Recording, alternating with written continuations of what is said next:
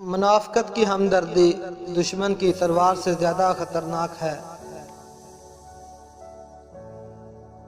सिर्फ एक दिन लगता है प्यार होने में, लेकिन अगर वही प्यार में धोखा मिले तो पूरी ज़िंदगी लग जाती है उसे भुलाने में।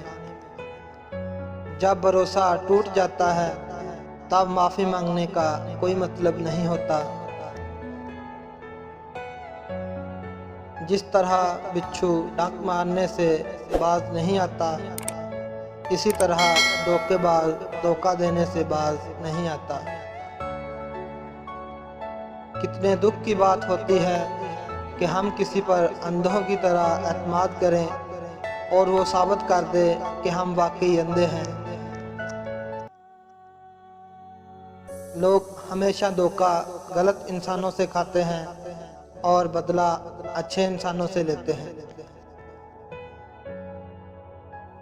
धोखा देने के 1000 तरीके होंगे, मगर सबसे घटिया तरीका मोहब्बत, हमदर्दी और दिखावा है। किसी पर दूसरी मर्तबा एतबार करना इसे बंदूक थमाने जैसा है कि लें दोबारा कोशिश कर लें, पहले वाली गोली मिस हो गई थी।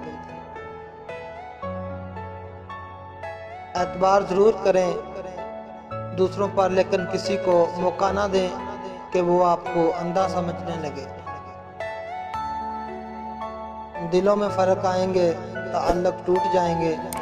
जो देखा जो सुना उससे मुकर जाऊं तो बेहतर है।